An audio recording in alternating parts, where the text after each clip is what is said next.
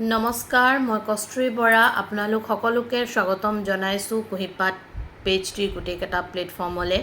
আজি এটা খুব ইম্পৰ্টেণ্ট বিষয় মই আপোনালোকৰ লগত শ্বেয়াৰ কৰিবলৈ বিচাৰিছোঁ। বহু ক্ষেত্ৰত আমি আমাৰ চাৰিওফালে বা লগ পোৱা বিভিন্ন ব্যক্তিৰ মাজত এইটো সকলোৰে ক্ষেত্ৰত হ'ব পাৰে ভাইচ ভাৰ্চা হয়। ধৰক কিবা এটা ক্ষেত্ৰত তেওঁ ভিক্টিম, কিন্তু তেওঁ ভিক্টিম হৈ যেতিয়া কাৰোবাক কথাখিনি কয়, তেন্তে কথাখিনি কওঁতেই সেই ভিক্টিম ব্যক্তিজনৰ ওপৰতে গোটেইখিনি দোষ জাপি দিয়া যিটো প্ৰক্ৰিয়া, সেই প্ৰক্ৰিয়াটোৱে কিন্তু এজন ব্যক্তিৰ মানসিক বা মানসপটত খুব বেছি বেয়াকৈ কাম কৰে বা সেই ব্যক্তিজনক চাইক'লজিকেলি মেণ্টেলি খুব বেছি আৰু বেয়াকৈ ডিটৰিয়েট কৰে। এতিয়া মই ধৰক এটা এক্সাম্পলৰ সহায়তে যদি বুজাওঁ, তেতিয়াহ'লে হয়তো বেছি সুবিধাজনক হ'ব। সেইটো বিভিন্ন ক্ষেত্ৰত বিভিন্নজন ব্যক্তিৰ ক্ষেত্ৰত হ'ব পাৰে। ধৰি ল'লোঁ এখন ঘৰত এগৰাকী মহিলাই তেখেতৰ হাজবেণ্ডক ক'লে বা হাজবেণ্ডে মহিলাগৰাকীক ক'লে ভাইচ ভাৰ্চা যে মোৰ গাটো বেয়া লাগিছে। এতিয়া কেৱল মই ইয়াত হাজবেণ্ড বা ৱাইফৰ পাৰ্চপেক্টিভ লৈয়ে কোৱা নাই, তেওঁৰ ওচৰে পাজৰে থকা বিভিন্নজন ব্যক্তিক তেখেতে কথাটো শ্বেয়াৰ কৰিব পাৰে বিভিন্ন জীৱনৰ সমস্যালৈ। তেতিয়া বহু ক্ষেত্ৰত বহু ব্যক্তিয়ে তেওঁলোকৰ যি নলেজ সেয়া তেওঁক দিবলৈ আৰম্ভ কৰে। যেনে যদি কওঁ মোৰ গাটো বেয়া লাগিছে, বহুজনে ক'ব পাৰে বা তেওঁলোকে কয় যে তুমি যে ভালকৈ ডায়েট নকৰা, তুমি যে ভালকৈ এক্সাৰচাইজ নকৰা, তুমি যে সময়মতে নোখোৱা, বাহিৰৰ বস্তু খোৱা, বহুত ফেটি বস্তু খোৱা, তুমি যে ভালকৈ খোজ নাকাঢ়া, ৱাকিং নকৰা, জগিং নকৰা, তুমি ভালকৈ ৰাতি স্লিপিং নোলোৱা, ভালকৈ তুমি নোখোৱা, বিভিন্ন ধৰণৰ কাৰণ উলিয়াই দিয়ে তেওঁলোকৰ নলেজ অনুসৰি, বা তেওঁলোকে যেন নিজেই ডক্টৰ ডিগ্ৰী লৈছে বা তেওঁলোক নিজেই একোজন ডক্টৰ। এতিয়া এই কথাটোত এনেকুৱা হয় যে তেওঁলোকে যোনে নলেজটো দি থাকে বেলেগ অপজিটে থকা ভিক্টিম ব্যক্তিজনক, তেওঁলোকে কোনো কাৰণত একচুৱেল ৰুট কজটো জানিবলৈ চেষ্টা নকৰে। বিভিন্ন কাৰণত এজন ব্যক্তিৰ গা বেয়া লাগিব পাৰে, মেটাবলিক কাৰণে হ'ব পাৰে, ইমিউন ছিষ্টেমৰ কাৰণে হ'ব পাৰে, বা বহু ক্ষেত্ৰত মেইনলি হৰমনেল ইমবেলেঞ্চৰ কাৰণেও এগৰাকী মহিলা বা পুৰুষৰ গা বেয়া লাগিব পাৰে, ভাগৰুৱা ফেটিগ অনুভৱ কৰিব পাৰে।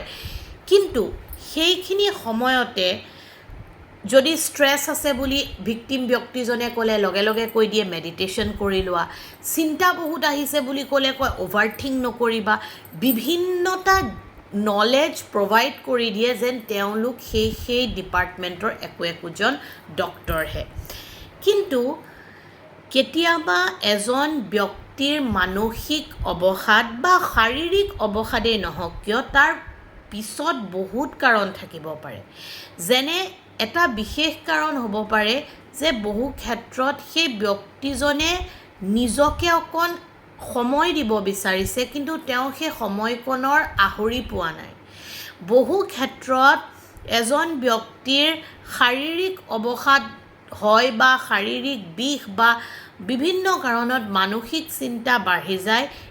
কিছুমান এনেকুৱা চিন্তাৰ কাৰণে যি চিন্তা হয়তো তেওঁ ইচ্ছাকৃতভাৱে মনলৈ অনা নাই বা তেওঁ সেই সময়ত সেই চিন্তা অনুভৱো কৰা নাই, কিন্তু পৰিৱেশ ছাৰাউণ্ডিঙৰ কাৰণে কিছুমান বস্তু তেওঁ এটা মোমেণ্টত দেখি শুনি বুজি সেই কথাটোত এবাৰ এনালাইচিছ কৰিবলৈ বহি বিচাৰিবও পাৰে বা তেওঁৰ মনত তেনেকুৱা এটা ধাৰণা থাকিবও পাৰে। কিন্তু সেইটোকে নকৰি আমি কি কৰোঁ, আমাক যিজন ব্যক্তিয়ে নিজৰ প্ৰব্লেমটো কয় ভিক্টিম ব্যক্তিজনক, তেওঁকে আমি গোটেই পৰিস্থিতিটোৰ কাৰণে জগৰীয়া কৰি দিওঁ।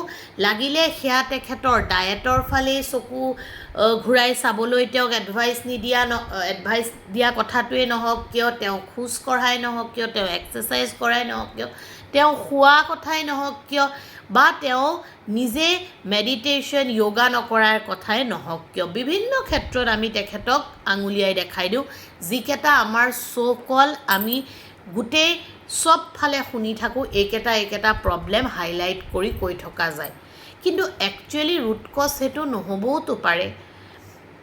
এই ক্ষেত্ৰত কিহৰ প্ৰয়োজন আপোনালোকে জানেনে? চাইক'লজিকেলি লাভ, কনচাৰ্ণ, কম্পেশ্যন আৰু লগতে আপোনাৰ ছাপৰ্টৰ।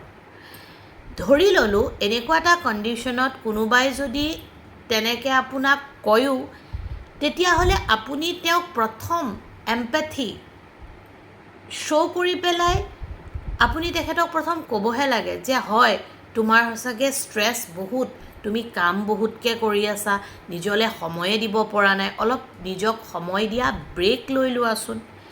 চাগে আপোনাৰ এই এম্পেথিফুল কনচাৰ্ণ কথাখিনিয়ে তেওঁক 80% তাতেই ঠিক কৰি দিব।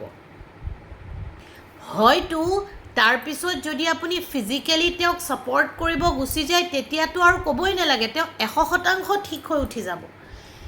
আমি লাভ কেনেকৈ প্ৰভাইড কৰিব লাগে, এম্পাথি ক'ত শ্ব' কৰিব লাগে, কম্পেশ্যন ক'ত শ্ব' কৰিব লাগে, আৰু আমি কেনেকৈ ছাপৰ্ট এক্টিভিটিটো আগবঢ়াব লাগে, তাকেই আমি নাজানো।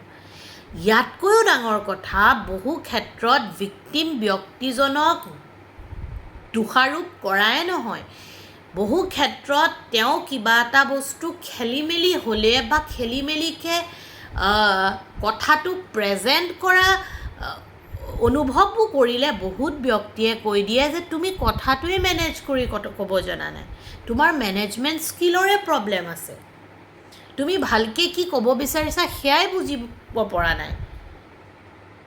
তো তুমি নিজেই নিজক ঠিক কৰি ল'ব লাগিব। আৰে সেইটো কেনেকুৱা কথা হ'ল? কোনো ব্যক্তিয়ে কেতিয়াও কি কোনো কালে ভাগৰিব নোৱাৰে, কোনো কালে কি তেখেতৰ মানে জিৰণি ল'ব ইচ্ছা কৰিব নোৱাৰে, বা কোনো ব্যক্তি কেতিয়াও কি ভাগৰুৱাভাৱে নিজক নিজেই পেম্পাৰ কৰিবৰ কাৰণে সময় অকণ বিচাৰিব নোৱাৰে, এনেকুৱাতো কোনো কথা নহয়।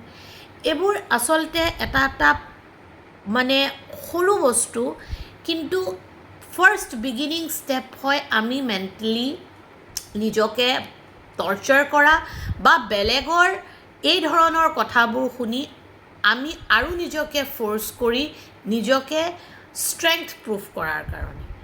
কাৰণ সৰু সৰু কথাৰ পৰাই মানসিক স্বাস্থ্যৰ খুব বেছি বেয়াকৈ অৱনতি ঘটে, আৰু খুব সৰু সৰু কথাৰ পৰাই মানসিক স্বাস্থ্যৰ যি মানে প্ৰব্লেম সেয়া আমি দূৰ কৰিব পাৰোঁ।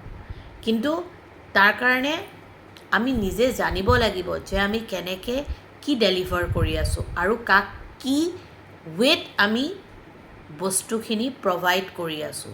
সেয়া আমাৰ এম্পেথি হওক, সেয়া আমাৰ কনচাৰ্ণ হওক, আৰু সেয়া আমাৰ কম্পেশ্যনেই নহওক কিয় বা সেয়া আমাৰ ছাপৰ্টেই নহওক কিয়। এই ক্ষেত্ৰত বহুতে কয়, মই নিজেও পাইছোঁ এনেকুৱা ক্লাইণ্ট যে কয় তেখেতৰ স্বাস্থ্যৰ প্ৰতি মই কনচাৰ্ণ, সেইকাৰণে তেখেতক ডায়েটৰ কথা কওঁ, তেখেতৰ মানে শ্লিপিং পেটাৰ্ণ, লাইফষ্টাইল ঠিক কৰাৰ কথা কওঁ, কিন্তু আমি নাজানোৱেই যে একচুৱেলি কাৰোবাৰ কাৰণে কনচাৰ্ণ কেনেকৈ হয়, আৰু একচুৱেলি কাৰোবাক আপুনি কেনেকৈ ভিক্টিম হৈ থকাৰ পিছতো আপোনাৰ কথাৰে আপুনি দুখ জাপি দিয়ে। এই থিন লাইনডালৰ ডিফাৰেঞ্চ যেতিয়া আপোনালোকে কাউন্সেলিং কৰিব ন, ভালকৈ জানিব, বা যেতিয়া আপোনালোকে টক থেৰাপি এটেণ্ড কৰিব তেতিয়া আপোনালোকে খুব ভালকৈ জানিব। আশা কৰোঁ মই আপোনালোকৰ মাজত এই ভিডিঅ'টিৰ যি মেইন পাৰ্পাছ এয়া মেছেজ দিবলৈ সক্ষম হৈছোঁ। Thank you so' very much giving your valuable time to watch my video'.